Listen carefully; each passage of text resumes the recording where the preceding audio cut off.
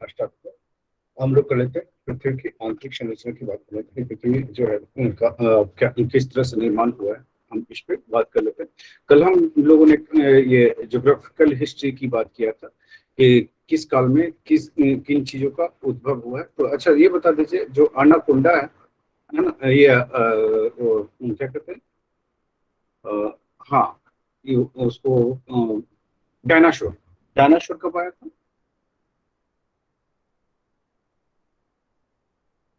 ये सतृप्त काल में आया था ना बैलेंस।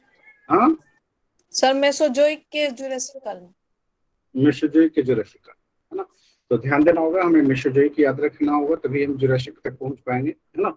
जनरली तौर पे जो आपके सवाल पूछे जाते हैं कि ये यूपीपीसीएस में पूछे गए हैं कि ये क्या कहते हैं, डायनासोर की उत्पत्ति हुई, है ना।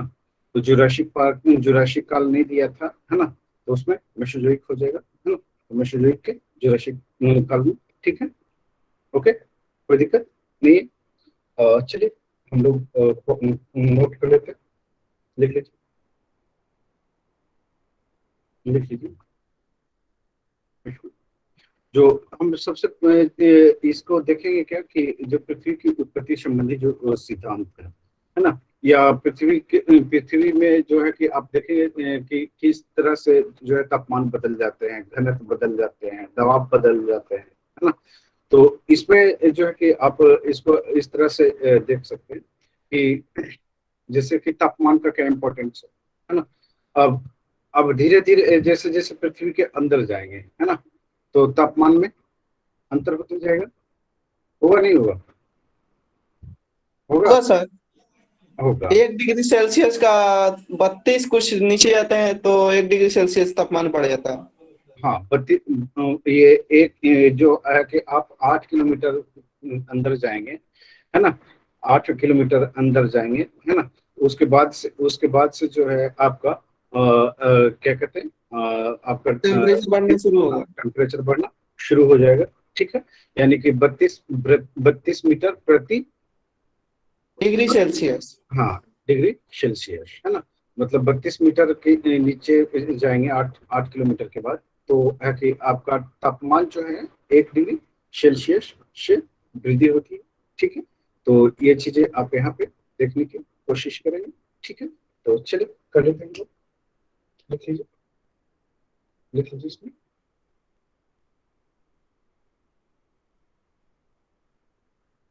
इसको लिख लीजिए। पृथ्वी के पृथ्वी के आंतरिक स्वरूप, आंतरिक स्वरूप,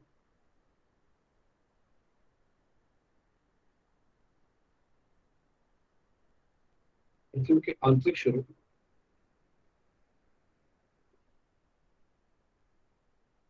की संरचना, की संरचना,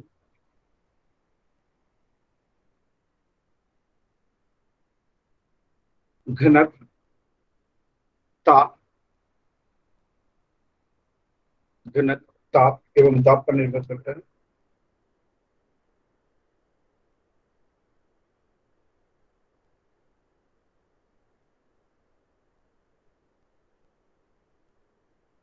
घनत्व, ताप पर निर्भर करता है, घनत्व, ताप एवं ताप पर निर्भर करता है, घनत्व, ताप एवं दाब पर निर्भर करता है। चलिए आगे बढ़ते हैं।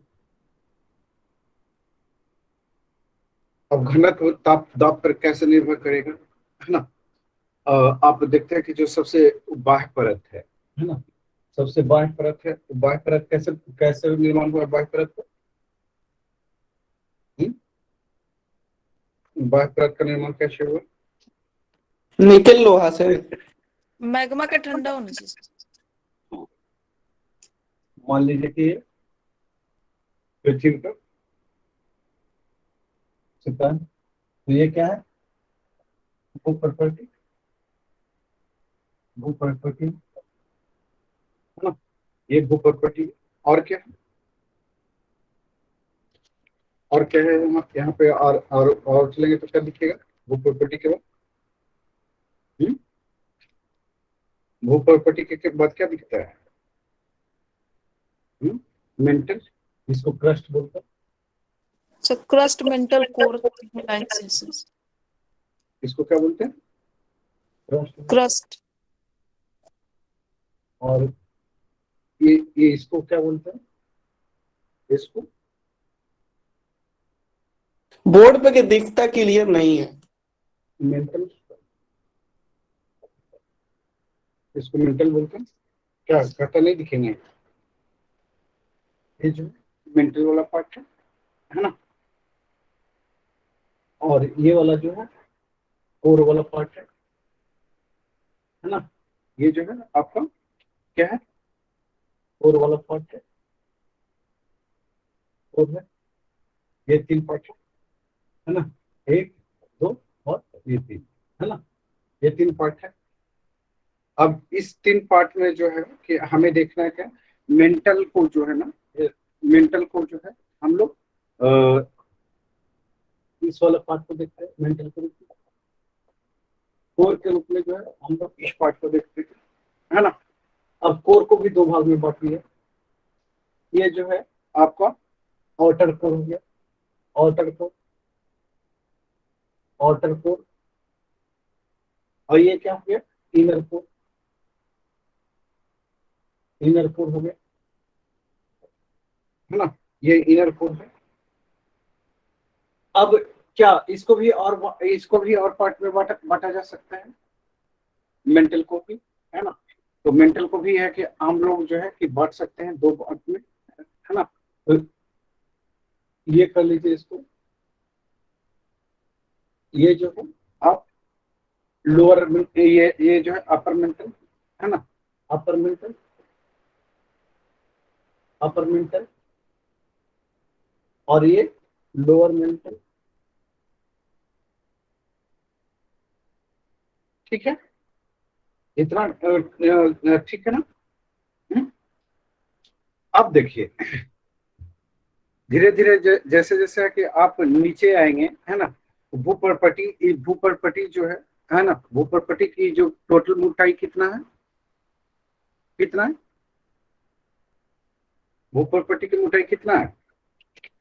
30। हम्म? आपका टोटल कितना है? 30 किलोमीटर, 30 है ना, किलोमीटर। 30 किलोमीटर। ये जो है 30 किलोमीटर है ना, 30 किलोमीटर। 30 किलोमीटर से जैसे नीचे जाएंगे तो क्या आ जाएगा?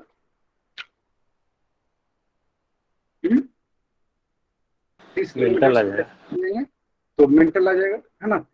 तो क्रस्ट को भी है कि आप दो भाग में बांट सकते हैं, अपर क्रस्ट और लोअर क्रस्ट, है ना। तो उसको है कि हम लोग ऐसे भी देख सकते हैं, या फिर है कि मेंटल की अगर बात करें, है ना, तो मेंटल की बात करें तो क्रस्ट के जो निचले सतह होगा, है ना, क्रस्ट का जो निचला सतह होगा वहीं से आपको मेंटल की शुरुआत होती है। तो अपर मेंटल की शुरुआत हो जाती है, फिर लोअर मेंटल आ जाता है, ठीक है। अब इसमें इसमें जो आप देखेंगे क्या, कि इसकी शुरुआत जो होती है मेंटल की शुरुआत जो है कितने से कितने किलोमीटर? 30 किलोमीटर से, 30 किलोमीटर से कितना है? 30 किलोमीटर से कितना है? बताइए। 2900 किलोमीटर। 2900 किलोमीटर, है ना, 2900 किलोमीटर है, 30 किलोमीटर से 2900 किलोमीटर के बीच में है ना। कौन सुबह सुबह फोन कर रहा है? 30 किलोमीटर। हेलो, हेलो, हेलो, जी हाँ बताएं। जी मैं सुन पा रहा हूँ। हेलो, हाँ पूछ रहे बताएं।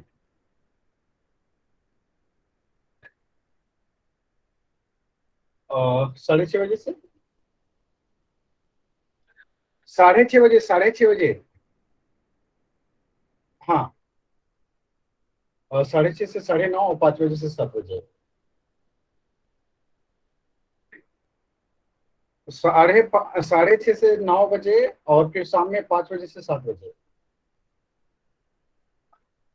हाँ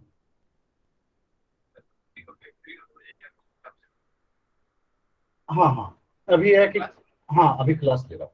ठीक है ठीक है। हम लोग क्या बात कर रहे थे, मेंटल जो है कि आपका 0 से 30 किलोमीटर है ना, 0 से 30 किलोमीटर तक के आपका क्या है, क्रस्ट है ना। 0 से 30 किलोमीटर तक का आपका क्रस्ट है। 30 किलोमीटर से लेकर के 2900 किलोमीटर तक जो है आपका क्या है, मेंटल है ना। आप 2900 से जैसे ही पार करते हैं है ना, 2900 से पार करते हैं तो 2900 से पार जैसे नीचे जाएंगे तो आपका क्या शुरू हो जाएगा, कोर की शुरुआत हो जाएगी। अब इसको भी है कि आप अगर दो पार्टों में बांट दीजिए है ना, 2 पार्ट में अगर बांटते हैं तो 2 पार्ट में बांटेंगे तो किस तरह से आप बांट पाएंगे, किस तरह से बांट पाएंगे। जो 0 से 200 किलोमीटर होता है मोह असंबद्धता होता है ना। 0 से 200 किलोमीटर या 30 किलोमीटर से 200 किलोमीटर तक जो होता है इसको मोह असंबद्धता बोलते हैं। क्या बोलते हैं, मोह असंबद्धता बोलते हैं। मोह है ना, मोह असंबद्धता बोलते हैं, असंबद्धता, मोह असंबद्धता है ना।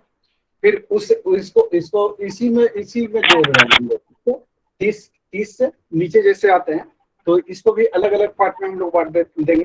तो 0 से 30 किलोमीटर जो है मोह असंबद्धता होगा है ना, मोह असंबद्धता। फिर इसके बाद जो है कि 200 किलोमीटर से है ना, 200 किलोमीटर से 200 किलोमीटर से जो है कि 700 किलोमीटर तक के है ना। ऐसे टोटल जो कहलाएगा क्या कहलाएगा, मेंटल ही कहलाएगा है ना। लेकिन हम उसको अलग अलग अगर बांटते हैं तो आप 200 से 700 किलोमीटर के बीच जो है आप इसको क्या देखते हैं, आप क्या देखते हैं इसको, रेप्टिलियन है सर, हाँ क्या देखते हैं, रेप्टिलियन। हाँ बताइए इसको क्या बोलते हैं।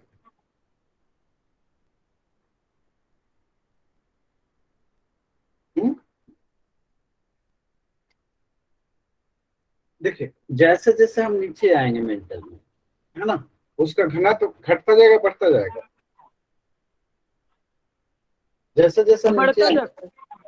घना तो बढ़ता जाएगा। ठीक है, तो हम लोग जो है कि संरचना के हिसाब से जो है हम लोग क्या कर रहे हैं, क्षेत्रों का बंटवारा कर रहे हैं, हम क्षेत्रों का बंटवारा कर रहे हैं।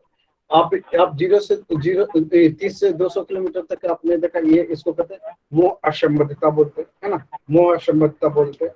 और यहाँ पे जो है कि आप माइक थोड़ा कर लीजिएगा।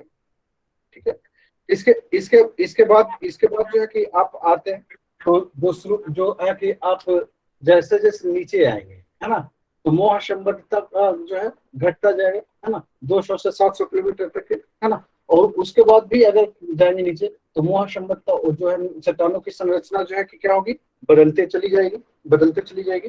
ठीक है, 2900 किलोमीटर तक आएंगे तो ये जो है कि आपका जो मेंटल की स्थिति है वो समाप्त हो जाती है ना। और फिर उसके बाद क्या शुरू हो जाता है, कोर की। अभी है कि हमने पूछा था कि पृथ्वी की जो संरचना है कैसी है, तो सुशील ने बता दिया कि ठोस द्रव गैस है ना, उन्होंने तीनों बता दिया। हमें पृथ्वी की संरचना कैसी है इसके बारे में कैसे पता चलता है, कैसे पता चलता है? भूकंप से सर, हाँ, भूकंपीय तरंग जो है वो हमें क्या बताता है, उसका पृथ्वी की आंतरिक संरचना कैसी है ना। तो इसी से हम पता करते हैं। आपने देखा होगा एल पी और एस, एल एस और पी है ना, 2 है 3 है। एल से क्या हो गया, प्राथमिक वेव होगा, एस से सेकेंडरी वेव होगा, और एल से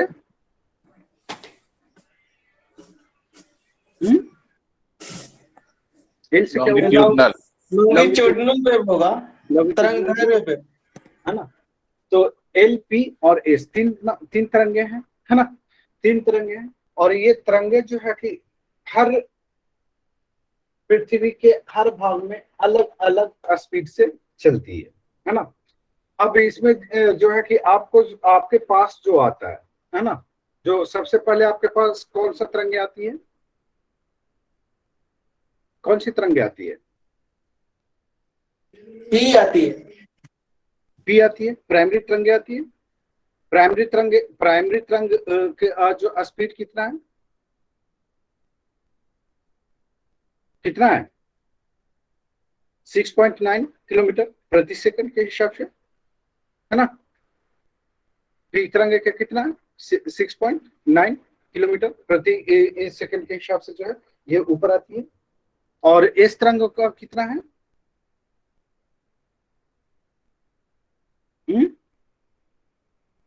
एस तरंगों की कितना है?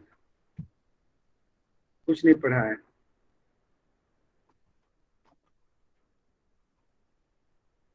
कुछ नहीं पढ़े ना,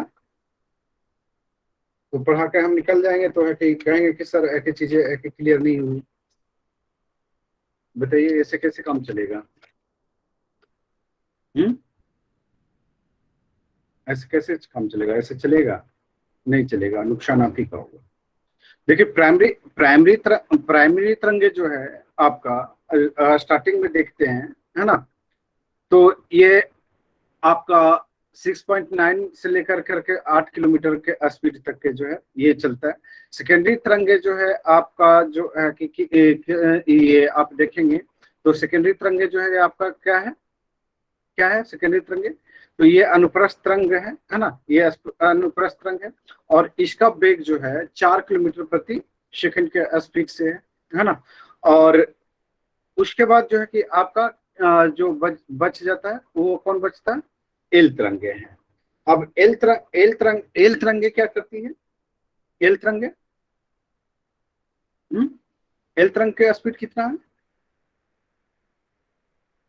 एल तरंग की स्पीड कितनी है? इसको लब वेव भी बोलते हैं, है ना। डेढ़ से हाँ 1.5 से 3 किलोमीटर सर। क्या सर एल तरंगे की स्पीड बता रहे थे सर, आप पूछे थे। हाँ 1.5 से 3 किलोमीटर। 1.5 से 3 किलोमीटर। अब देखिए सबसे पहले जिसका स्पीड सबसे ज्यादा होगा, है ना, वो तरंग सबसे पहले पहुंचेगा सतह पे, सबसे पहले वही पहुंचेगा, पहुंचेगा ना, सबसे पहले वही पहुंचेगा। तो स्पीड के हिसाब से आप समझने की कोशिश कीजिए, तो सबसे ज्यादा ज्यादा स्पीड किसकी है? प्राइमरी वेव की सर। हाँ हाँ प्राइमरी वेव। प्राइमरी तरंगे। तो सबसे सबसे पहले सतह पे कौन आएगा? सतह पे सबसे पहले कौन आएगा? प्राइमरी आएगा। प्राइमरी तरंगे आएगी सबसे पहले।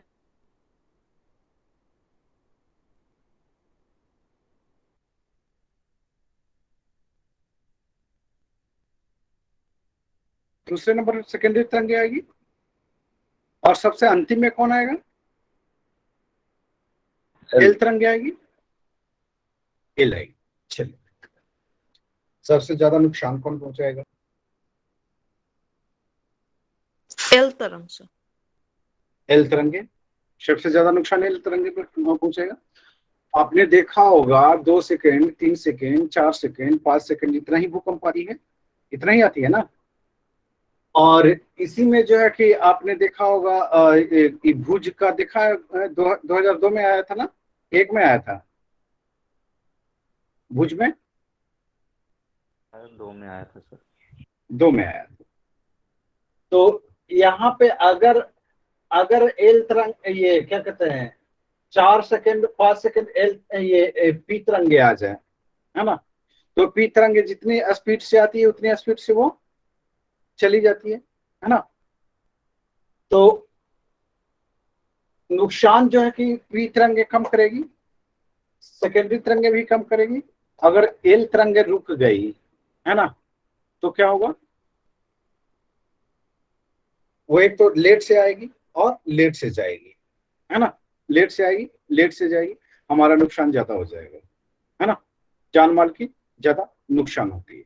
ठीक है, तो ये चीजें यहाँ पे हम देखेंगे जब पढ़ेंगे तो। ठीक है, अब देखिए इसी पे जो है कि एल और पी, एल एस और पी, है ना, या पी एस एल जो भी लिख लीजिए, है ना, प्राइमरी सेकेंडरी और लब, है ना, ये एल एल से लब वेव होता है। ठीक है, तो ये तीन तरंगों के माध्यम से ही जो है कि हम पृथ्वी की आंतरिक संरचना के बारे में समझने की कोशिश करते हैं।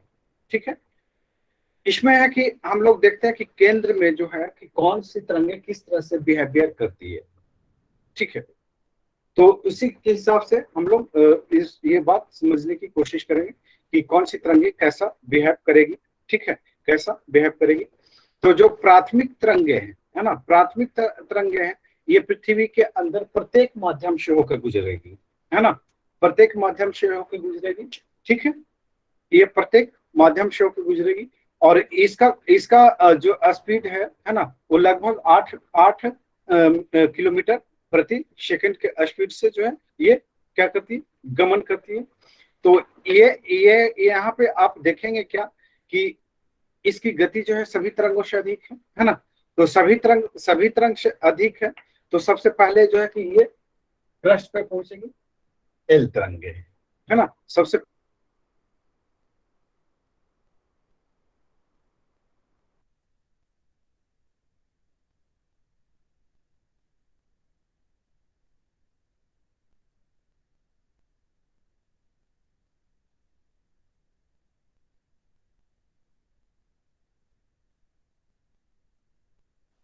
सर आवाज नहीं आ रही।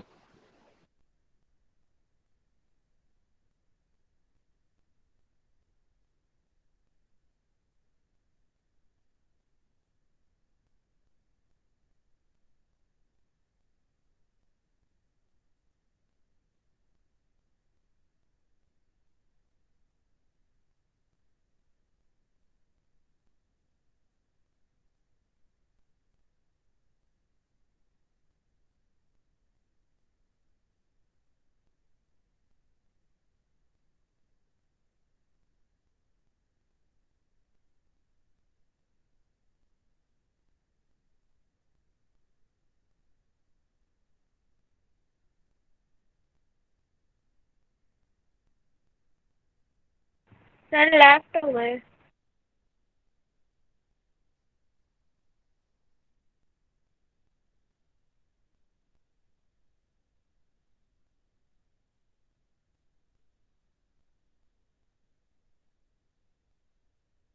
सर लेफ्ट हो गए हैं क्या?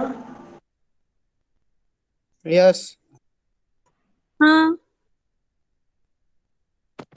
कल बता रहे थे ना सर कि नेटवर्क प्रॉब्लम के कारण हम लेफ्ट हो जाते हैं, जबकि लेफ्ट होते नहीं हैं। चलिए, तो नेटवर्क है कि थोड़ा सा दिक्कत कर रहा है और इधर है कि परसों से है कि लगातार दिक्कत कर रहा है नेटवर्क। हम लोग क्या बात कर रहे थे, जो पृथ्वी की आंतरिक संरचना की बात कर रहे थे, है ना, तो हम लोग इस तरंगे की बात कर लेते हैं कि इस तरंग किस तरह से बिहेवियर करता है। तो इस तरंग में आप देखते हैं क्या, इसको क्या कहते हैं, इस तरंग को अनुप्रस्थ तरंग भी कहते हैं, है ना। तो इसमें आप देखेंगे क्या कि ये केवल ठोस में चलेगी, है ना, ये केवल ठोस में चलती है, इस तरंगे केवल ठोस में चलेगी। अब जहां पे है कि द्रव आएगा, है ना, जहां लिक्विड फॉर्म आएगा, तो ये तिरंगे क्या हो जाएगी, वहां से मुड़ जाएगी, है ना, वहां जाएगी ही नहीं। ठीक है, तो ये केवल ठोस में चलती है। तो सीधी सी बात है कि ये जो कोर वाला पार्ट है ना, आपने जो है कि कोर वाला पार्ट देखा, है ना, आपने जो है कि कोर वाला पार्ट देखा, तो कोर वाला पार्ट जो है आपका क्या है, यहाँ एस तरंगे जो है नहीं आती है ना, यहाँ एस तरंगे जो है, एस तरंगे यहाँ नहीं आती। यहाँ कौन आती है, यहाँ कौन आएगी, यहाँ कौन आएगी, एल तरंगे और पी तरंगे, एल और पी दोनों आएगी, आएगी ना। चलिए आगे समझ लेते हैं। ठीक है, आगे समझ लेते हैं, एल तरंगों के बिहेवियर देख लेते हैं, है ना।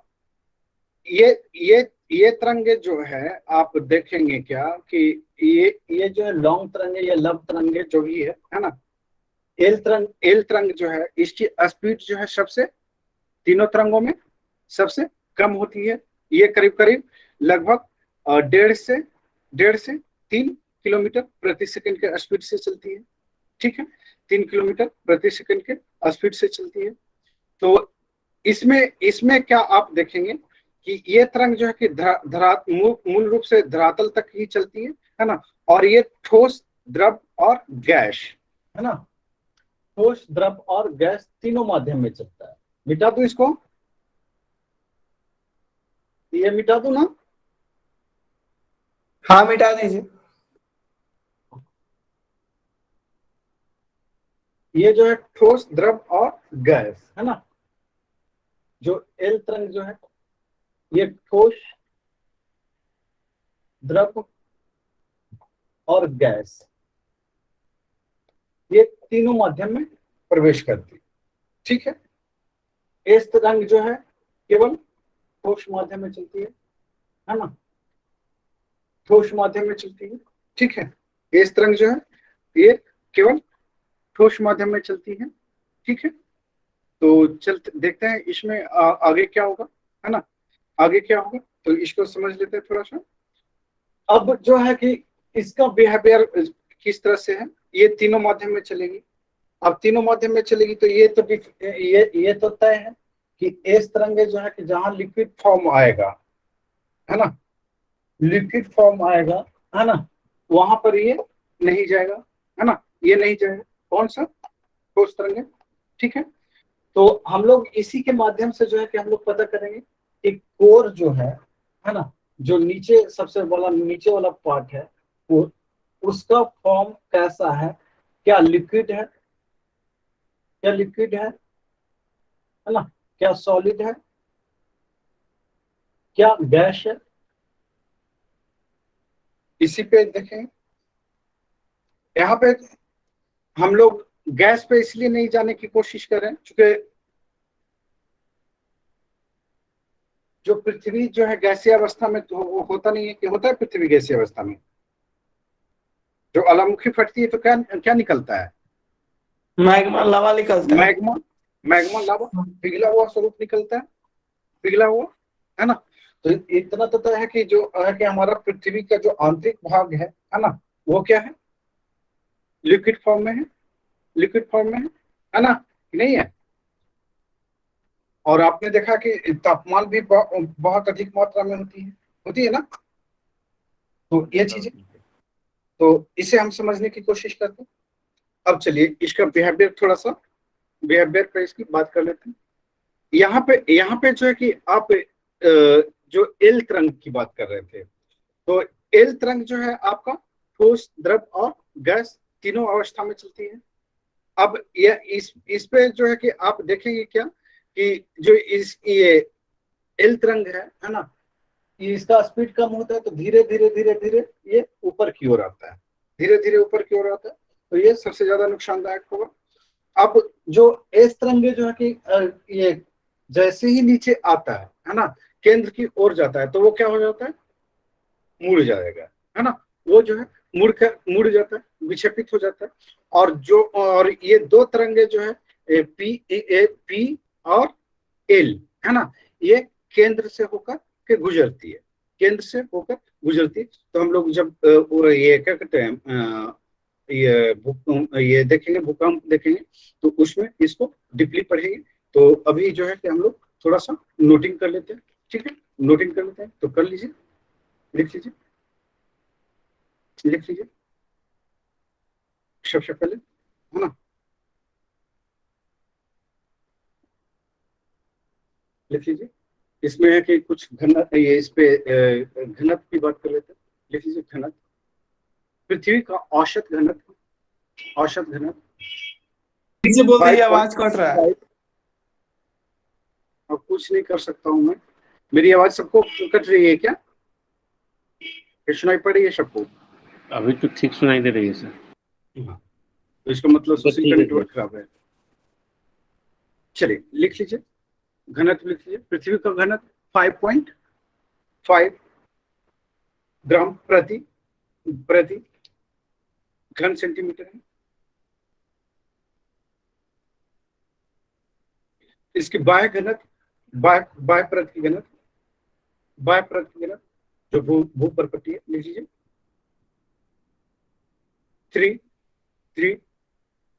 3 मध्य परत का 5 और सर रिपीट करेंगे। बाह्य परत का 3, मध्य परत का 5 और सबसे आंतरिक भाग का 11 से 13.5 ग्राम प्रति घन मीटर होता है। नेक्स्ट लिख लीजिए।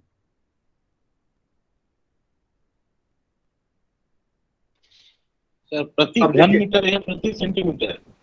हाँ, प्रति सेंटीमीटर, प्रति घन सेंटीमीटर ना, CMQ कर दीजिए। अब देखिए, आपने 3 तरह का जो है कि ये क्या कहते हैं घनत्व देखा है ना। भूपर्पटी का जो है कि आपने 3 सेंटीमीटर देखा है ना। उसके बाद जो है कि आपने इसका क्या कहते हैं 5 सेंटीमीटर के आसपास इसका देखा मध्य भाग का, और आंतरिक भाग का जो है आपने 11 से 13 देखा। इसका मतलब है कि स्पष्ट है कि जो आंतरिक संरचना जो है ना, वो एक जैसा नहीं है पृथ्वी का। ठीक है, चीजें क्लियर है। दूसरा लिख लीजिए घनत्व। घनत्व कर लिया ना, ये दबाव लिख लीजिए। आपने पढ़ा होगा फिजिक्स में, है ना, फिजिक्स में आपने पढ़ा होगा कि दबाव बढ़ने पर घनत्व क्या होता है, बढ़ जाता है, और दबाव घटने पर घनत्व घट जाता है। ये पढ़ा है ना, नहीं पढ़ा है? जी सर। तो आपका घनत्व क्या हो रहा है, जैसे जैसे नीचे जाएंगे घनत्व बढ़ता जाएगा ना। तो लिख लीजिए इसमें।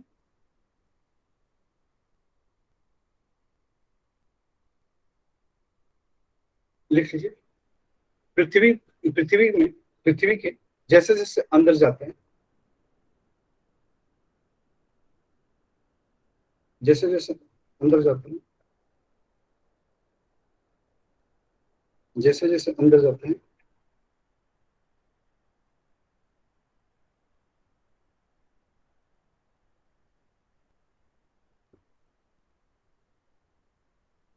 दबाव बढ़ता जाता है, प्लस रूप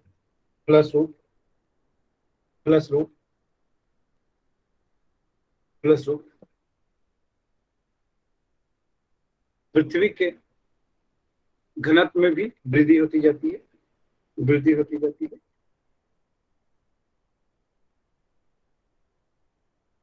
और ये घनत्व कैसे क्यों वृद्धि होगी? क्योंकि वहां पे पदार्थों की संरचना भी बदलती जाएगी, तभी तो घनत्व अधिक होगा। नहीं, नेक्स्ट लिख लीजिए तापमान।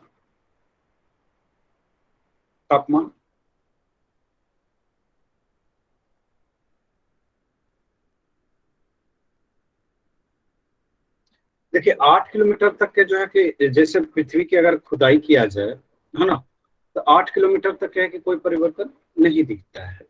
ओके, लेकिन 8 किलोमीटर से जैसे ही नीचे जाएंगे, है ना, तो प्रति 32 मीटर पर जो है 1 डिग्री तापमान क्या हो जाएगी, बढ़ जाएगी, है ना। 1 डिग्री तापमान क्या होगा, बढ़ जाएगी, है ना। तो जैसे जैसे आप नीचे जाएंगे, है ना, वैसे वैसे तापमान में क्या होता जाएगा, वृद्धि होता जाएगा। हम लोग जब 6 क्लास में थे, 6 या 7 क्लास में, तो हमारे ज्योग्राफी के टीचर पढ़ाते थे, तो हम लोगों को लगता था ना कि पृथ्वी को खुदाई करेंगे, छोटा थे उस समय, बालमन था, तो हम सर पढ़ा रहे थे कि सर ये कि जैसे जैसे कि पृथ्वी के अंदर जाएंगे, है ना, वैसे वैसे तापमान में जो है वृद्धि होती चली जाएगी। तो हम लोग कहते थे सर तो हम कहे अंदर कैसे जाएंगे, तो कहते खुदाई करने के बाद। तो हम कहते थे सर कि खुदाई करते करते क्या हम दूसरी दुनिया में चले जाएंगे। तो कहते दूसरी दुनिया में नहीं जाओगे, खुदाई कर उतना संभव ही नहीं होगा कि आप उतना अंदर तक खुदाई कर सको, है ना। चूंकि ये भू प्रॉपर्टी है, तो वो वही समझा रहे थे वो कि जो पहला जो है आप देखते हैं, तो सर उस समय हमें बताया था कि पहला जो 30 किलोमीटर तक के जो है आप क्रस्ट कहलाता है ना। उसके बाद जो है कि महासंबद्धता आ जाती है 30 से 200 किलोमीटर तक के। उसके बाद जो है कि आपका ये क्या कहते हैं 2900 किलोमीटर तक आप जाते हैं। तो ये क्या कौन सा पार्ट आता है, 2900 तक मीटर आ जाता है। और उसके बाद नीचे जाते हैं तो आपका कौन सा पार्ट आता है, कोर का आ जाता है ना। क्रस्ट आ जाता है कि कोर आ जाता है, कोर का पार्ट आ जाता है। तो नीचे वाला जो पार्ट है वो जो है कि बेसिकली तौर पे लिक्विड फॉर्म में है ना। तो ये चीज है, तो यहाँ पे लिख लीजिए, लिख लीजिए, लिख लीजिए। समान रूप से 8 किलोमीटर तक पृथ्वी की गहराई में प्रवेश करने पर प्रति प्रति प्रति 32 मीटर पर, प्रति 32 मीटर पर 1 डिग्री तापमान, 1 डिग्री तापमान की वृद्धि होती है, 1 डिग्री तापमान की वृद्धि होती है, 1 डिग्री सेंटीग्रेड तापमान की वृद्धि होती है, वृद्धि होती है। नेक्स्ट पॉइंट लिखिए। इसके बाद तापमान में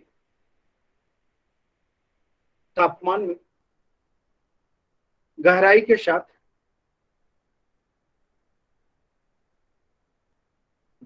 साथ वृद्धि दर में कमी आती। देखिए प्रथम 100 किलोमीटर की गहराई में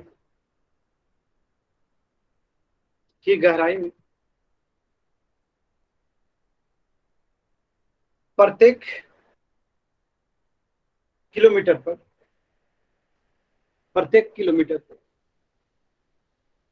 12 डिग्री सेंटीग्रेड तापमान की वृद्धि होती है, तापमान की वृद्धि होती है। उसके बाद प्रत्येक 300 किलोमीटर पर 2 डिग्री तापमान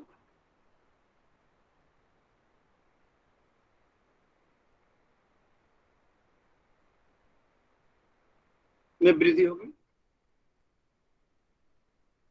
उसके पश्चात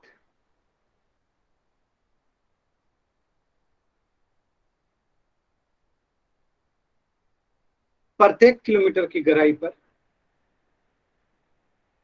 1 डिग्री तापमान की वृद्धि होगी।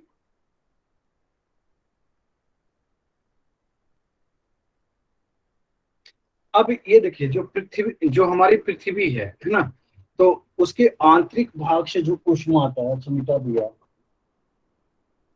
जो पृथ्वी हमारी है ना, इसकी आंतरिक भाग,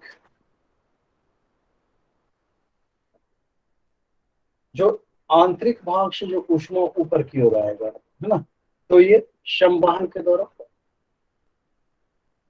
संवहन है ना, संवहन के द्वारा आएगा है ना। तो इसमें आप देखेंगे क्या कि जो ये ऊष्मा है ना, ये तरंगों के रूप में, तरंगों के माध्यम से ऊपर की ओर आता है ना, तरंगों के माध्यम से ऊपर की आता है। और इसमें जो है कि विभिन्न एलिमेंट है ना, आपने देखा कि खनिज तत्व भी है ना, तो रेडियो सक्रिय तत्व भी है इसमें, है ना, रेडियो सक्रिय तत्व भी है। तो यहाँ पे जो आप देखते हैं कि जो ये ऊष्मा का जो प्रसार होता है ना, वो विभिन्न यूरेनियम विभिन्न जो है रेडियो सक्रिय तत्वों के माध्यम से भी ये प्रभावित होते चले जाएंगे। ठीक है, लिख लीजिए नेक्स्ट पे, नेक्स्ट लिख लीजिए। पृथ्वी की विभिन्न परतों, विभिन्न परतों, विभिन्न परतों।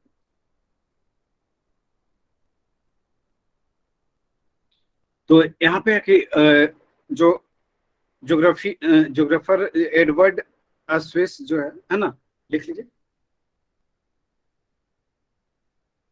पृथ्वी की संरचना को रासायनिक संगठन के आधार पर, रासायनिक संगठन के आधार पर भूगोलवेत्ता एडवर्ड अस्वेस ने 3 भागों में विभाजित किया है, 3 भागों में विभाजित किया है। तो पहला शियाल, शियाल, शियाल,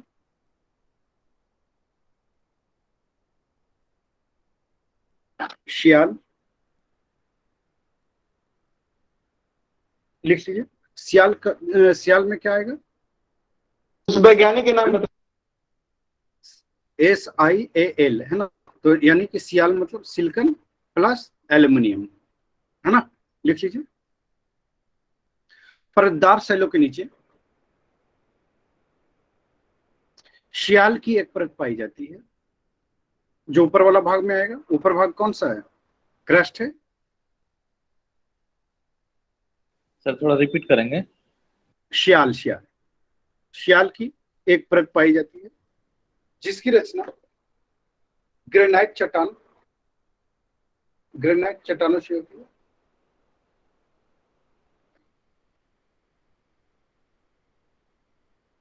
इस परत में सिलिकॉन या सिलिका है ना, सिलिका, सिलिका एवं एल्युमिनियम,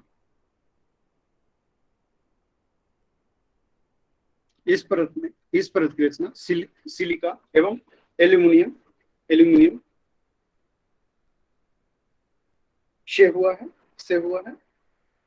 इसी कारण इस परत का नाम शियाल, शियाल रखा गया। दूसरा लिख लीजिए शीमा, तो इसमें SiMa है ना, तो शीमा है, तो शीमा में क्या आ जाएगा? Si प्लस Ma, यानी कि सिलिका तो कंटिन्यू है, सिलिका मैग्नीशियम, मैग्नीशियम, मैग्नीशियम लिख लीजिए।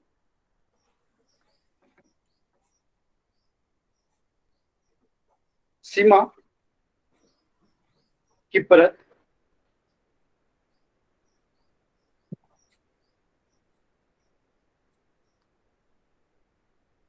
किसके नीचे होता है? शियाल के नीचे होता है। यानी ये किस पार्ट में आ गए हम लोग? मेंटल में, मेंटल में आ जाएंगे हम लोग। ठीक है, तो लिख लीजिए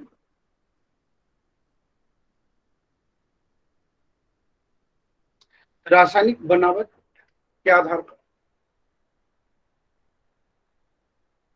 सीमा सिलिका एवं मैग्नीशियम से बना होता है।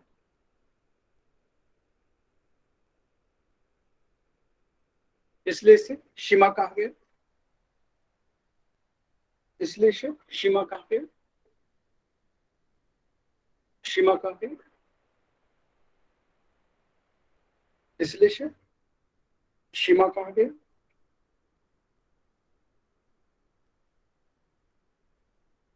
इसलिए से शीमा कहा गया। नेक्स्ट लिखिए, फिर कौन सा बचा? नीफे, नीफे,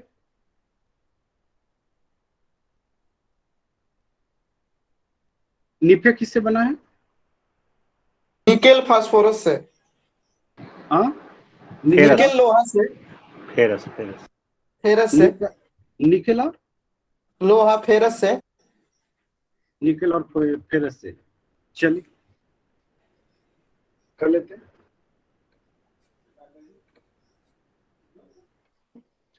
लिख लीजिए इसको। हाँ निफे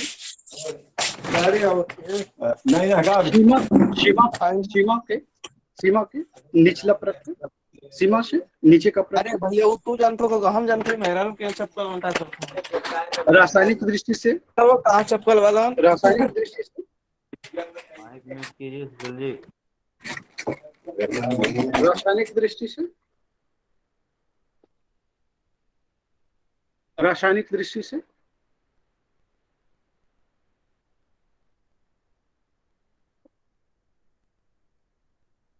यह परत निकेल एवं फेरस से मिलकर बना होता है। फेरस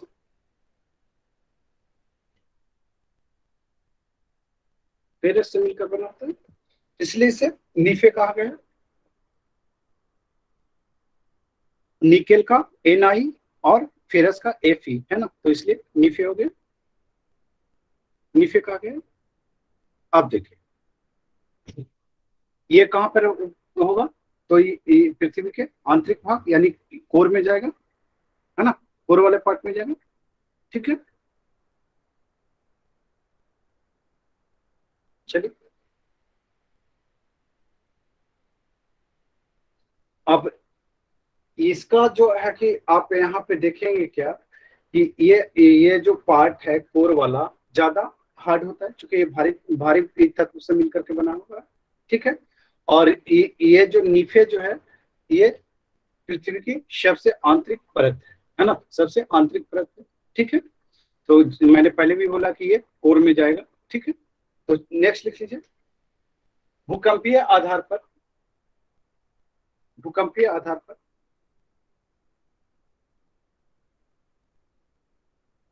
पृथ्वी को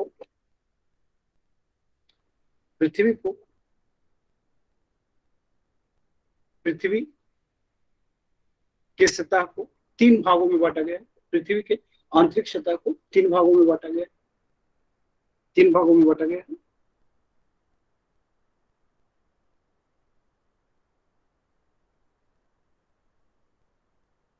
तो पहला कौन है, स्थल बंजर, लिथोस्फेयर, पहला क्या है सर? लिथोस्फेयर स्थल मंडल, उसी को लिथोस्फेयर बोलते हैं। लिथोस्फेयर लिख लीजिए। इसकी गहराई, इसकी गहराई 10 से 200 किलोमीटर मानी जाती है। इसमें ग्रेनाइट चट्टान की बहुलता होती है। अभी ग्रेनाइट चट्टान वाला किस में देखा था, सियाल में, सियाल में देखा था, है ना। और इसमें किसकी अधिकता होती है, सिलिका एवं एल्युमिनियम का, यानी सियाल का। इसका घनत्व 3.5 है, और यह जो है भूपर्पट्टी एवं मेंटल की ऊपरी सतह से मिलकर बना हुआ है, क्योंकि 30 किलोमीटर तक के क्या आता है, 30 किलोमीटर तक जो है आपका भूपर्पट्टी है, और 30 किलोमीटर से जैसे नीचे जाएंगे तो मेंटल हो जाएगा, मेंटल का अपर पार्ट, है ना। तो लिख लीजिए, इसका निर्माण पृथ्वी के भूपर्पट्टी एवं मेंटल के ऊपरी सतह से मिलकर हुआ। दूसरा लिख लीजिए, पायरोस्फीयर, पायरोस्फीयर, पायरोस्फीयर, या इसे मिश्रित मंडल भी कहते हैं, ये मिश्रित स्तर भी कहते हैं। इसकी गहराई 100 से 2800 किलोमीटर तक होती है, और इसमें कौन सा आ जाएगा, सीमा आ जाएगा, नहीं, लिख लीजिए। इसका निर्माण बैसाल्ट चट्टानों से हुआ है, बैसाल्ट चट्टानों से हुआ है। बैसाल्ट चट्टानों से हुआ है, बैसाल्ट चट्टानों से हुआ है। और इसमें किसकी अधिकता होती है? इस लिख लीजिए, इस परत में सिलिका और मैग्नीशियम की अधिकता होती है, मैग्नीशियम की अधिकता होती है। ठीक है, नेक्स्ट लिख लीजिए। नेक्स्ट बैरिस्फीयर, बैरिस्फीयर,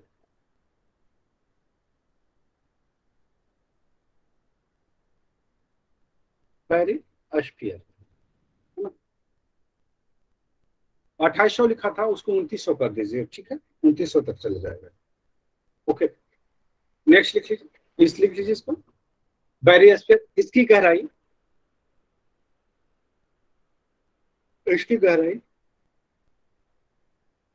2900 किलोमीटर से नीचे नीचे केंद्र तक है, केंद्र तक है। इसका घनत्व कितना है? 11 से 13.5 तक, 13.5 तक है।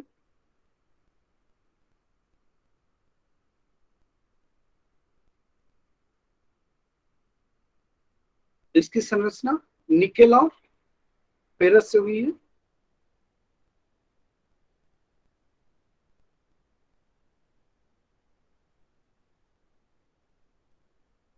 अब देखिए, ये दो तरह का आपने देखा, रासायनिक संगठन और भूकंपीय आधार पर जो विभाजन देखा पृथ्वी का, है ना। ये अब जो है मॉडल अब पुराना हो गया है ना। ये मॉडल जो है अब पुराना हो गया है।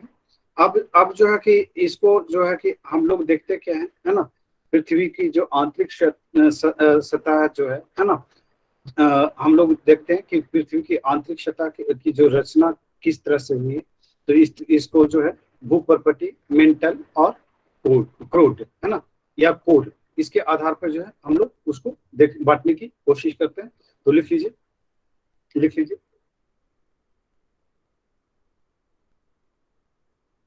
लिख लीजिए, आधुनिक आधुनिक आधुनिक रूप से पृथ्वी को 3 भागों में बांटा गया, 3 भागों में बांटा गया। क्रस्ट, मेंटल और कोर। क्रस्ट, मेंटल और कोर।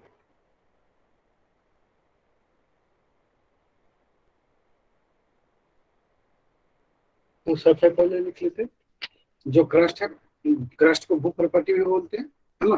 क्रस्ट लिख लीजिए। वो जो बनाया था, फिगर बनाया था ना, वो आप लोगों ने नोट किया था या फिर से बनाना पड़ेगा? वो सर वो तो बोर्ड में पता ही नहीं चलता है सर। फर्स्ट में जो बनाया था वो तो बना लिए थे। अच्छा, बना लिया था। सबको नहीं पता चलता है कि कुछ बच्चों को पता नहीं चल रहा है। उसमें नहीं देखिए सर उसमें दिखता ही नहीं है सर। उसमें रिफ्रेश वीडियो में रिकॉर्डिंग में अच्छा दिखता है, रिकॉर्डिंग में अच्छा दिखता है। रिकॉर्डिंग में खूब फ्रेश साफ सुथरा दिखता है। अच्छा, रिकॉर्डिंग में दिख रहा है। मैं भी देख रहा था रिकॉर्डिंग में है कि वो क्लियर दिखता है, लेकिन है कि ऐसा है कि थोड़ा दिक्कत होता है। अभी रेड वाला से तो दिखता है ना। रेड वाला कहाँ लगा दिया मैंने? सर फिगर दिख रहा था मगर लिखा हुआ नहीं दिख रहा था। अच्छा, लिखा हुआ नहीं दिखता है। चलिए ठीक है, लिख लीजिए पहले भूपर्पटी।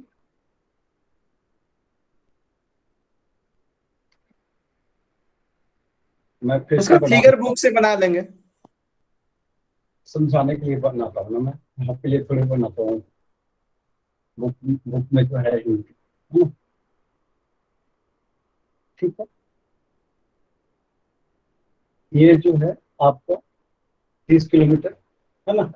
ये भूप्रकृति जो है आपकी, जो पृथ्वी जिस पे आप रह रहे हैं, ऐसा समझ लो, जिस पे आप रह रहे हो ना, ये वो क्या है? भूप्रकृति, है ना। जो पृथ्वी की ऊपरी सतह है, भूप्रकृति, उसकी गहराई कितनी है? 30 किलोमीटर तक है ना? 30 किलोमीटर तक है। ठीक है, लिख लीजिए, लिख लीजिए। भूपर्पटी पृथ्वी का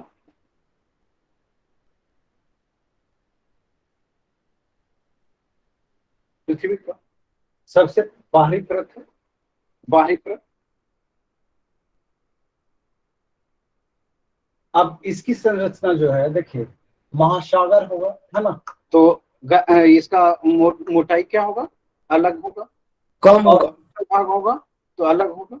महासागरों में कम होगा और स्थलीय भाग में अधिक होगा। ओके, क्लियर है? लिख लीजिए, लिख लीजिए इसको। इसकी मोटाई, भूप्रपटी की मोटाई महाद्वीपों एवं महासागरों में अलग अलग होती है।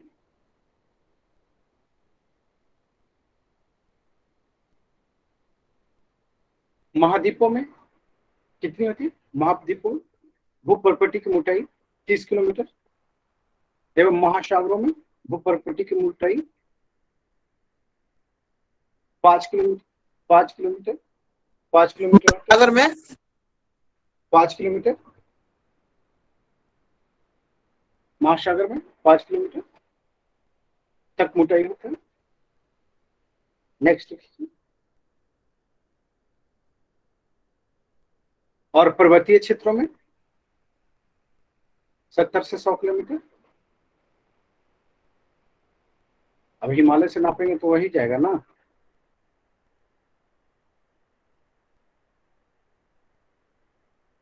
नेक्स्ट लिख लीजिए,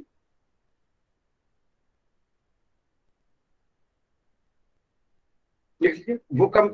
भूकंपीय तरंगों की गति गति में अंतर के आधार पर क्रस्ट को दो भागों में बांटा जाता है। दो भागों में बांटा जाता है, दो भागों में, तो दो भागों में बांट देते हैं। ये क्या हो गया? अपर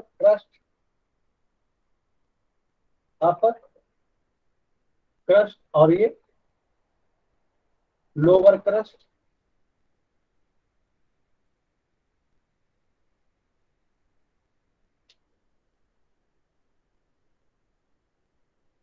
अपर क्रस्ट, ऊपरी क्रस्ट और निचली क्रस्ट या निम्न क्रस्ट।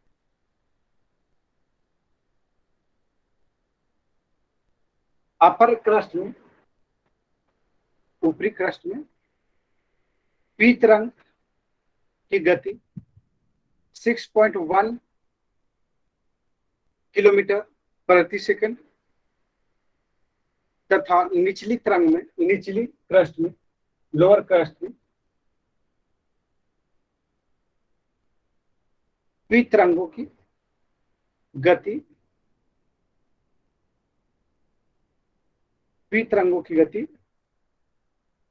6.9 किलोमीटर प्रति सेकंड होता है।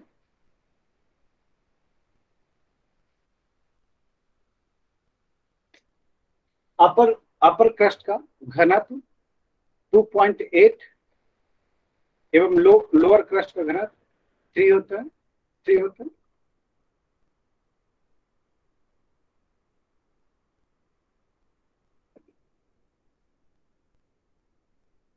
लिख लीजिए। अपर क्रस्ट एवं लोअर क्रस्ट के बीच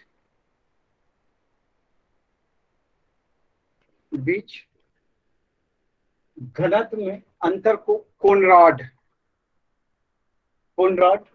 असंबद्धता, कोनराड असंबद्धता कहते हैं। जैसे गोलार्ध, कोनराड असंबद्धता, कोनराड असंबद्धता करते हैं। कोनराड असंबद्धता करते हैं।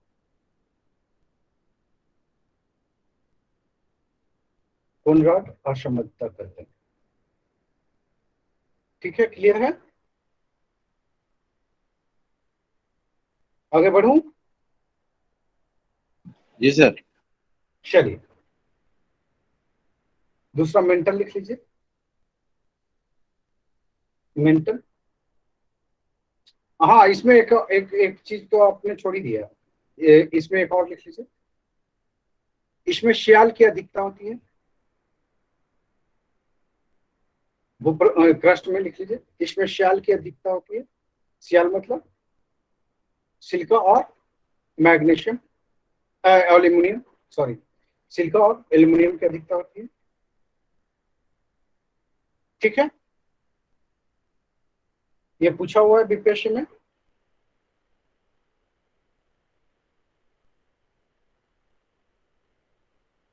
क्लियर है? आप लिख लीजिए मेंटल,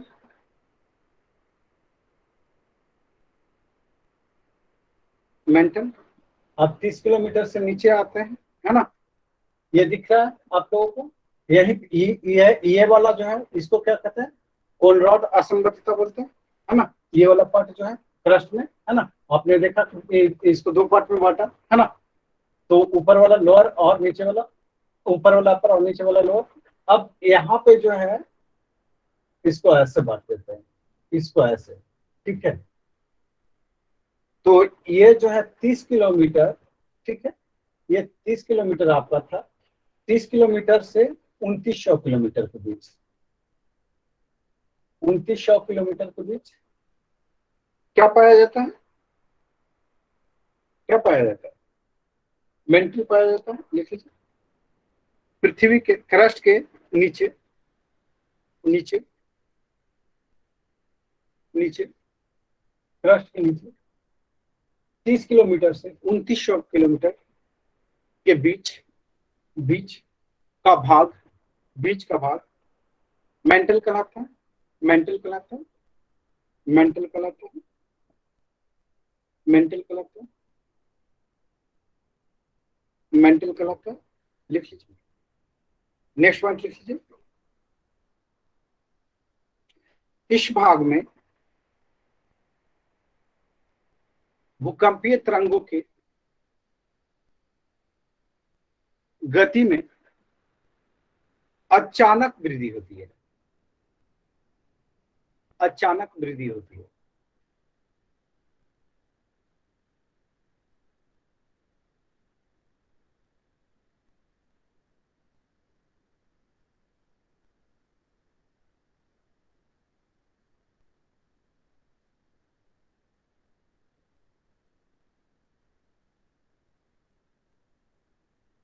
लिख लीजिए,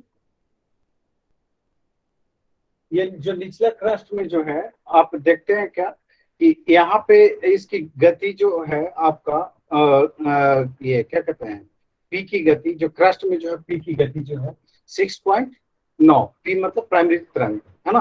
पी की गति जो है आपका 6.9 होता है ना। अब निचले क्रस्ट में आते हैं तो ये गति जो है 7.9 हो जाता है, 7.9 के स्पीड से चलना शुरू हो जाती है। अब उसके नीचे अब आते हैं, है ना, उसके नीचे आएंगे तो ये स्पीड जो है 8.1 किलोमीटर प्रति सेकंड के स्पीड से जो है हो जाता है। ठीक है, लिख लीजिए, लिख लीजिए। इस भाग में, इस भाग में मतलब मेंटल में प्राइमरी तरंग पी या प्राथमिक तरंग, प्राथमिक भूकंपीय तरंग, है ना, प्राथमिक भूकंपीय तरंग, ब्रैकेट में पी कर लीजिए, प्राइमरी, प्राइमरी भूकंपीय तरंग, प्राथमिक भूकंपीय तरंग की गति, गति, गति 6.9 से बढ़कर 8.1 हो जाती है, 8.1 हो जाती है।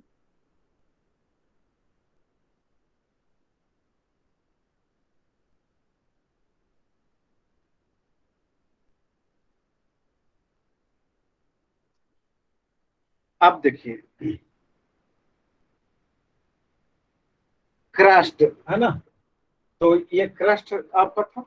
अब यहाँ पे जो है कि क्रस्ट और ऊपरी मेंटल, है ना, इसको भी दो भाग में बांट देते हैं, ठीक है, इसको भी दो भाग में बांट देते हैं हम लोग। ओके, तो पहला जो अपर, इसको मेंटल, इसको अपर मेंटल बोलते हैं, अपर मेंटल, और ये लोअर मेंटल, लोअर मेंटल।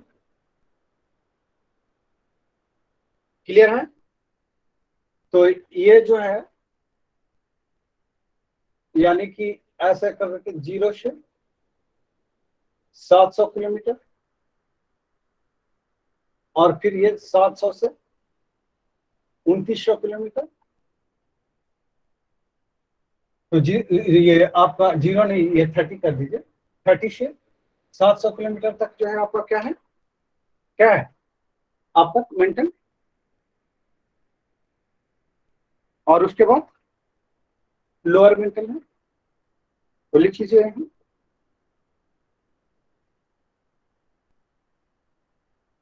लिख लीजिए इसको।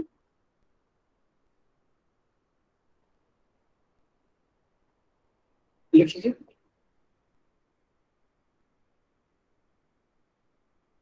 निचला क्रस्ट यानी लोअर क्रस्ट, लोअर क्रस्ट और लोअर क्रस्ट और अपर मेंटल के बीच, अपर मेंटल के बीच यहाँ ऐसे कर लेते हैं इसको, ठीक है।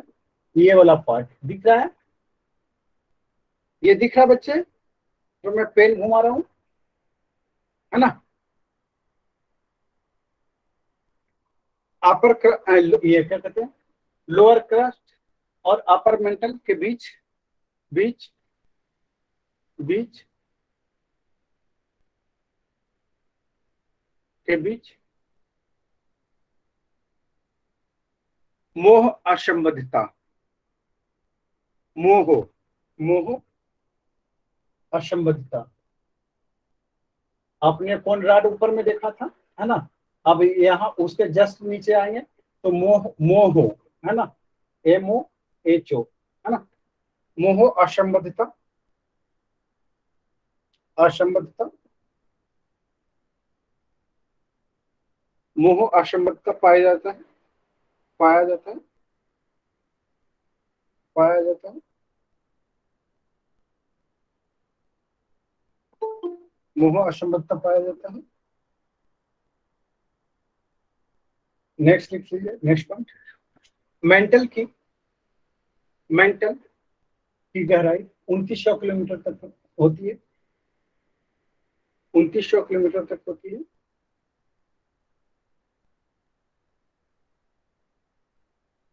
इसका कुल आयतन, इसका लिख लीजिए, आयतन की दृष्टि से पृथ्वी के कुल आयतन का, कुल आयतन का 83% एवं द्रव्यमान का 68%, 68% हिस्सा, हिस्सा है, हिस्सा है, ठीक है। नेक्स्ट लिख लीजिए, भूकंपीय तरंगों की गति के आधार पर, गति के आधार पर मेंटल को 3 भागों में बांटा गया है, मेंटल को 3 भागों में बांटा गया है। पहला मोह असंबद्धता, मोह असंबद्धता, मोह असंबद्धता, ये जो है 30 से 200 किलोमीटर, 30 से 200 किलोमीटर की गहराई तक।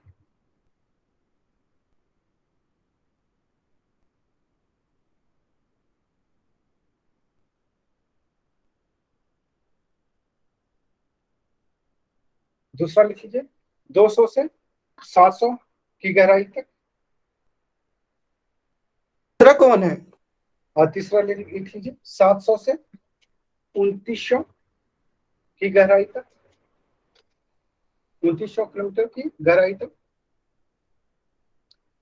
मेंटल लिख लीजिए, मेंटल में 100 से 200 किलोमीटर, किलोमीटर 100 से 200 किलोमीटर की गहराई में भूकंपीय तरंगों की, भूकंपीय तरंगों की भूकंपीय तरंगों की, लिख लीजिए, भूकंपीय तरंगों की गति धीमी, गति धीमी या मंद पड़ जाती है, मंद पड़ जाती है, मंद पड़ जाती है, मंद पड़ जाती है।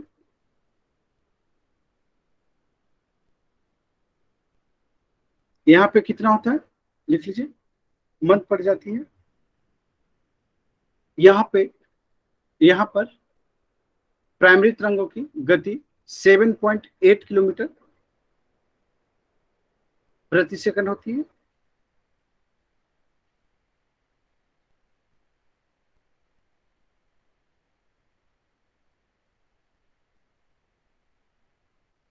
नेक्स्ट लिख लीजिए, ऊपरी मेंटल एवं निचली मेंटल, अपर मेंटल एवं लोअर मेंटल के बीच घनत्व संबंधी असंबद्धता को रेपेटी असमानता कहते हैं। रेपेटी, ये पूछेगा नहीं, केवल मुंह वाला ही पूछता है। रेपेटी असंबद्धता कहते हैं। क्रोड लिख लीजिएगा या कोर लिख लीजिए, कोर, है ना। कोर का विस्तार या क्रोड का विस्तार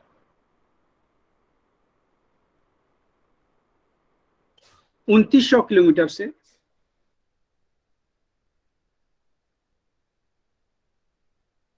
प्रारंभ होकर 6371 किलोमीटर तक जाती है। 6371 किलोमीटर तक जाती है। ये जो है 6371 किलोमीटर पे आप नीचे जाओगे तो वो क्या हो जाएगा, वो आपका सेंटर पहुंच जाएगा, किसका, पृथ्वी का, यानी अर्थात पृथ्वी के केंद्र तक जाती है। सर आपका बिल्कुल नहीं आ रहा है। सबको जा रही है आवाज मेरी? आपके साइड आ रही सर, आवाज आ रही है सर। आपके साइड दिक्कत है। अच्छा, उसका भूल गए लिखवाना ना, मेंटल में किसकी अधिकता होती है, सीमा की नहीं, मेंटल में सीमा की अधिकता होती है, यानी कि सिलिका और मैग्नीशियम की अधिकता होती है। वो लिखाना भूल गया था। ओके, आप लोग नोट कर लीजिएगा इसको, किसमें, मेंटल वाले में, है ना। तो हम लोग क्रोड की बात करें तो क्रोड में हम लोग ने क्या देखा कि सर वॉइस नहीं आ रही है आपकी।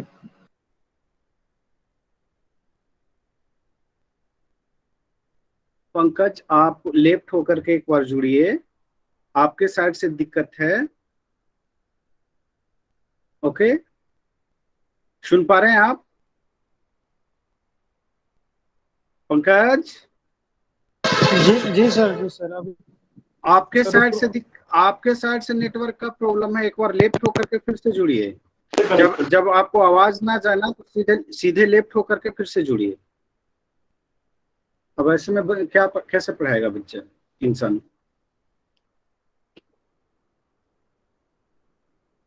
चलिए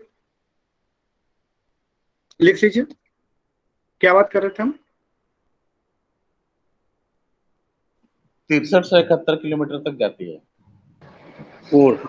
यानी कि अर्थात यह पृथ्वी के केंद्र तक जाती है, पृथ्वी के केंद्र तक। लिख लीजिए, इस भाग में किसकी अधिकता होती है, निकेल और फेरस की, यानी कि निफे की अधिकता होती है, निकेल और फेरस की अधिकता होती है।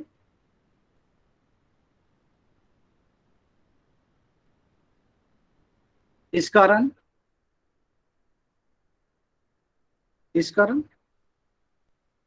इसका घनत्व क्या होगा, ज्यादा या कम? ज्यादा होगा सर। इस कारण इस भाग का घनत्व सर्वाधिक होता है। कितना होता है मेंटल का? 13.5 लिख लीजिए। क्रोड का घनत्व 13.5 होता है।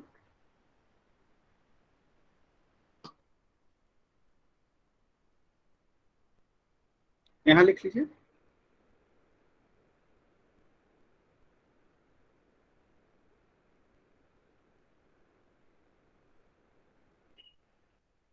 अब इसको मेंटल को अगर दो भाग में बांटेंगे, है ना, मेंटल को अगर दो भाग में बांटेंगे तो मेंटल को जो है कि आप बांटेंगे तो होगा क्या, अपर और लोअर, है ना। तो लोअर में जो है कि आप देखेंगे जो पी तरंगे हैं, है ना, जो पी तरंगे हैं, है ना, इसकी गति में जो है क्या होती है, अचानक वृद्धि होती है। तो लिख लीजिए, क्रोड के निचले हिस्से में पी तरंग की गति में, पी भूकंपीय तरंग पी की गति में, प्राथमिक भूकंपीय तरंग की गति में अचानक वृद्धि होती है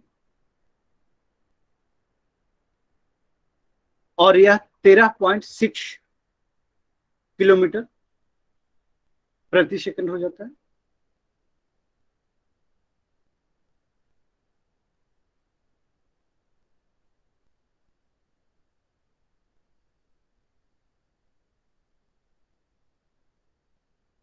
तरंगों की गति में यह परिवर्तन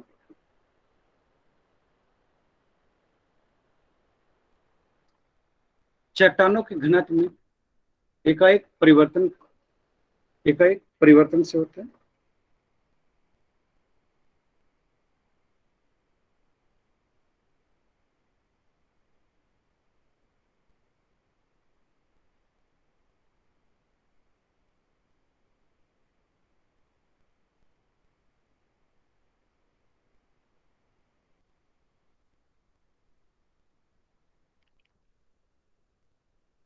ठीक है,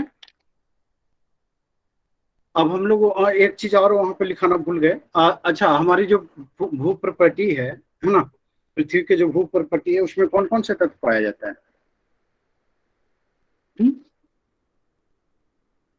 कौन कौन से तत्व पाए जाते हैं? सिलिका और एल्युमिनियम सर।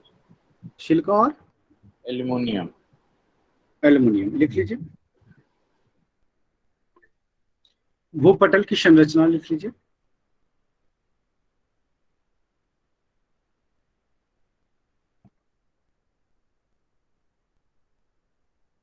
लिख लीजिए।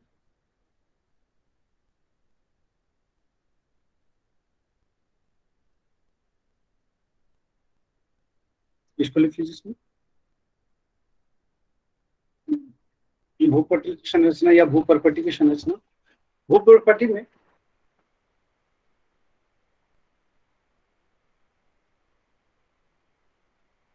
वजन के हिसाब से लिख लेते ना, कि प्रतिशत के हिसाब से जो भी लिखना है, इसलिए भूप्रॉपर्टी में सर्वाधिक मात्रा ऑक्सीजन की होती है।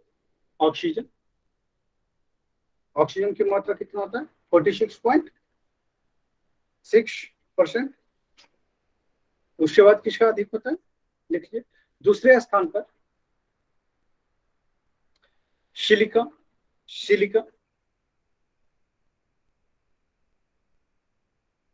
की मात्रा होता है। इसका कितना है सिलिका का? ब्रैकेट में लिख लीजिएगा, 27.72%। तीसरे स्थान पर एल्युमिनियम का होता है। एल्युमिनियम होता है।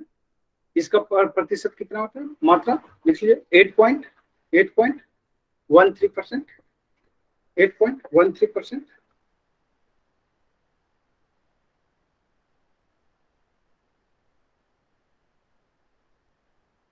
नेक्स्ट लिख लीजिए।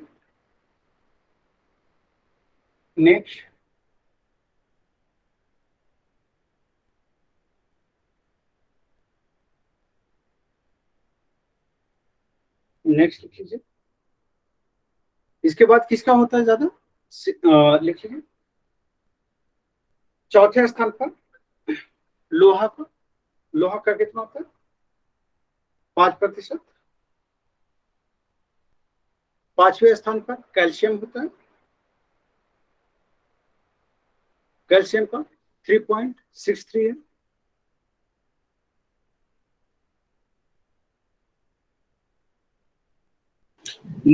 लोहा कितना था सर? 5%। नेक्स्ट लिख लीजिए। छठे स्थान पर सोडियम का होता है 2.83।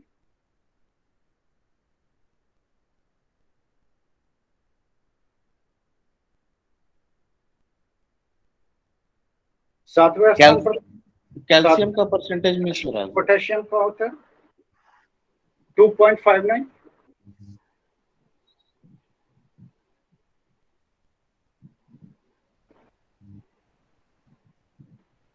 नेक्स्ट लिख लीजिए। मैग्नीशियम का होता है 2.09%।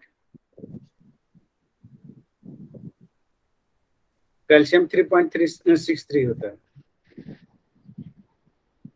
तो यही संरचना होता है। आपसे पूछा क्या जाता है, अब ध्यान ये देना है दिमाग खोल करके। ओके, अगर पूछा जाए कि सर्वाधिक तत्व जो है भूपर्पटी पे कौन सा है, तो कौन सा बताएंगे? ऑक्सीजन बताएंगे। ऑक्सीजन बताएंगे। अगर सर्वाधिक धातु पूछेगा तब क्या बताएंगे? Silica sir. सिलिका धातु है। एल्युमिनियम हो। एल्युमिनियम। एल्युमिनियम अगर बोल रहे हैं। अगर सर्वाधिक अधातु पूछेगा तब? सिलिका। ऑक्सीजन। सिलिका। सिलिका होगा ना। और अगर लौह तत्व पूछेगा तो?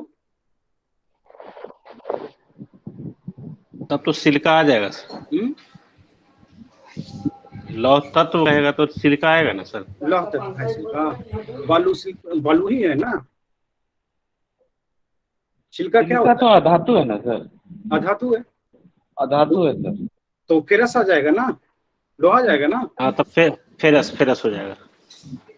तो इसी तरह से है कि थोड़ा आपको ध्यान दिला दिया तो चीजें है कि क्लियर हो गई आपकी। ठीक है, शेष भाग लिख लीजिए। शेष भाग titanium, hydrogen, phosphorus, manganese, titanium, hydrogen, phosphorus, manganese, sulphur, carbon, nickel nickel एवं अन्य पदार्थ पाए जाते हैं। अन्य पदार्थ पाए जाते हैं।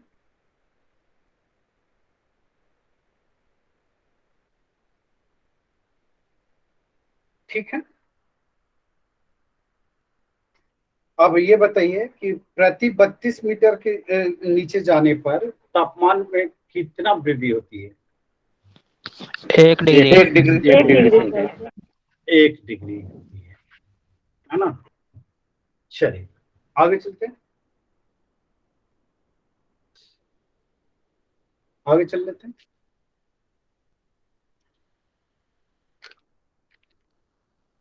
लिख लेते हैं। महाद्वीप तथा महासागर नितल की उत्पत्ति। origin of the continent and ocean basin। महाद्वीप एवं महासागर की उत्पत्ति।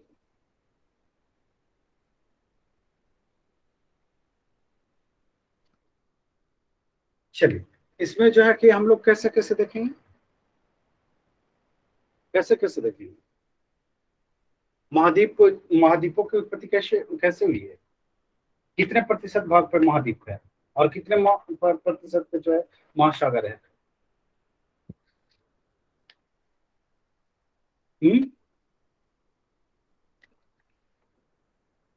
कितने प्रतिशत पे है बताइए।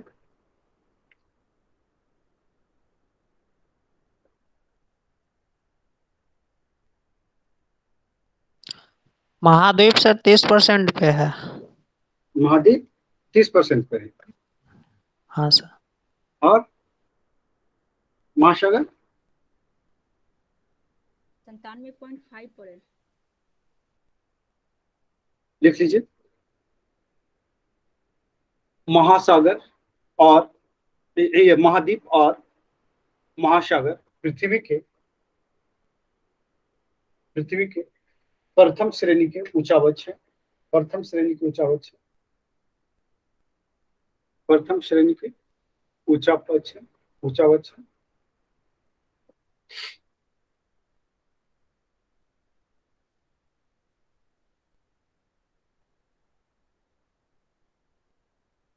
पृथ्वी पर 70.8%, पृथ्वी के 70.8% भाग पर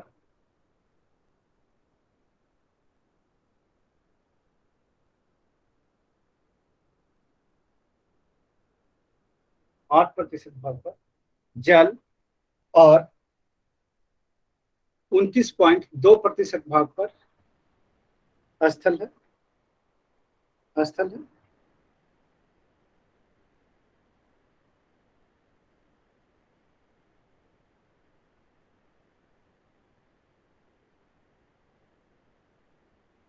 उत्तरी गोलार्ध का लगभग, उत्तरी गोलार्ध में लगभग 60% भाग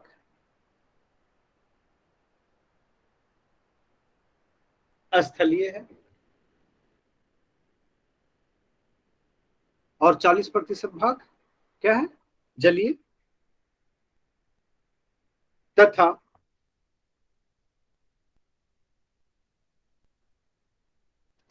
दक्षिणी गोलार्ध का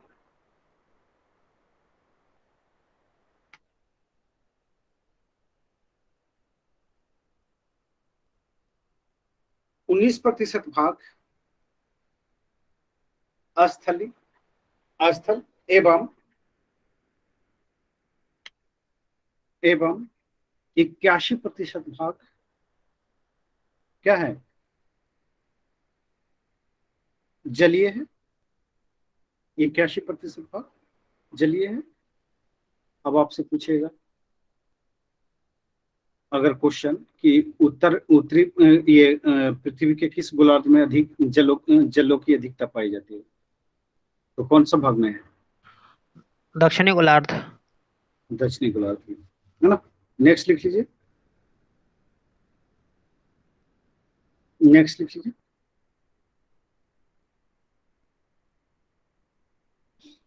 लिख लीजिए,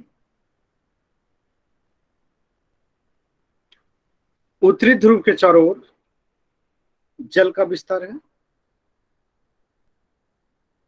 उत्तरी ध्रुव के चारों ओर जल का विस्तार है, जबकि दक्षिणी ध्रुव के चारों ओर,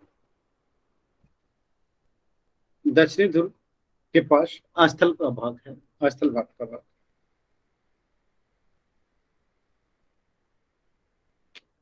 स्थल का भाग।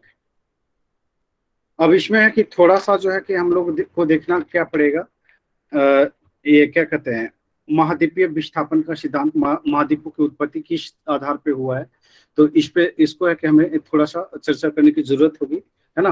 तो इसको देख लेते हैं, अभी देख ले, लिख लीजिए, लिख लीजिए इसमें।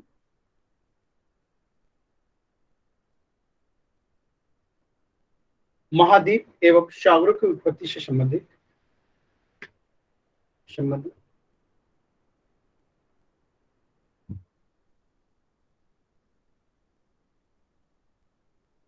विभिन्न मतों का प्रतिपादन किया गया है।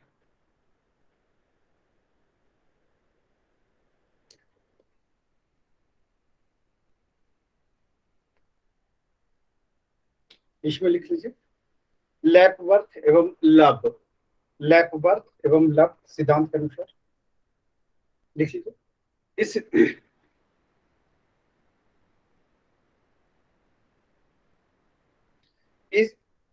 इस सिद्धांत के अनुसार महासागर एवं महाद्वीपों की उत्पत्ति का मुख्य कारण पृथ्वी के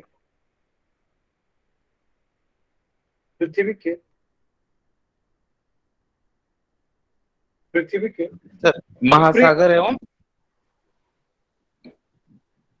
महाद्वीप, ऊपरी धरातल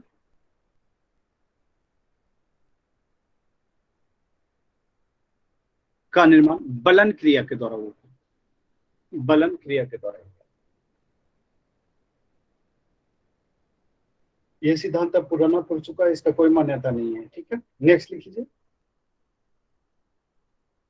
लेथियन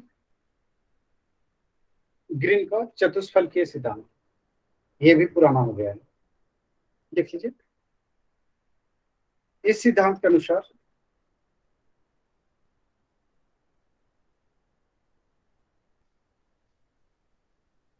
पृथ्वी के गोलाकार आकृति के सिकुड़ने के फलस्वरूप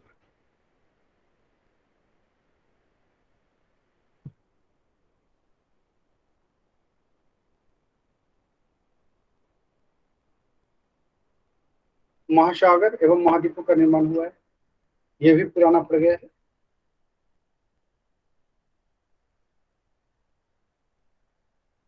लिख लीजिए, महाद्वीपीय विस्थापन सिद्धांत।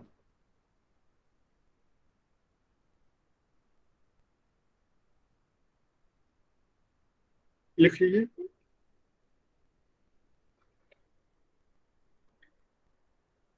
एक लिख लीजिए, F.B. टेलर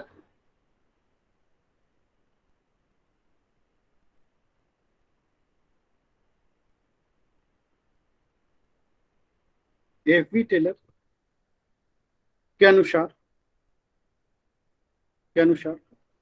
महासागर एवं महाद्वीपों का निर्माण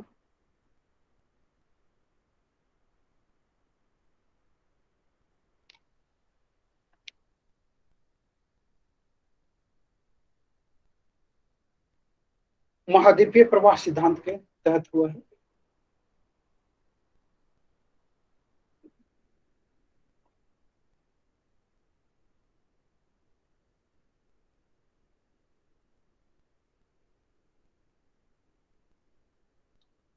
इनके अनुसार इसका निर्माण क्रिटेशियस युग में हुआ है। क्रिटेशियस युग में इसमें क्या हुआ था कि लॉरेशिया और गोंडवाना दोनों टक्कर हुआ, टक्कर होकर के दोनों अलग हो गए, बीच का जो भाग महासागर बन गया, है ना।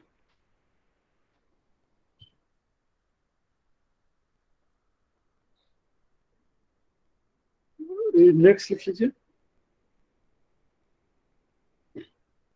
नेक्स्ट लिख लीजिए, इस सिद्धांत के अनुसार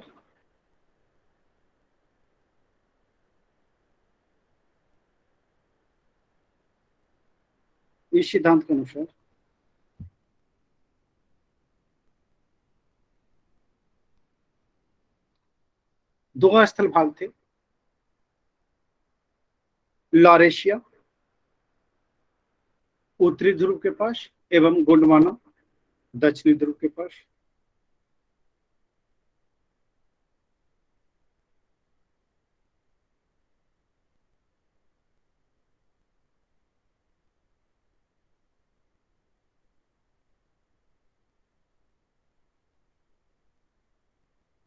लिख लीजिए, हिमालय, काकेशस तथा आल्पस पर्वत श्रेणियों का निर्माण, लॉरेशिया तथा गोंडवाना लैंड के ध्रुवों की तरफ से विषुवत रेखा की ओर प्रवाहित होने, रिपीट करेंगे। हिमालय, काकेशस, आल्पस पर्वत श्रेणियों का निर्माण लॉरेशिया तथा गोंडवाना लैंड के ध्रुवों की तरफ से विषुवत रेखा की ओर प्रवाह होने से बना।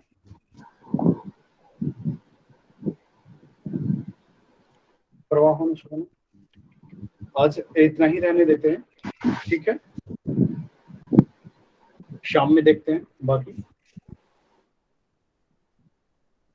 ओके,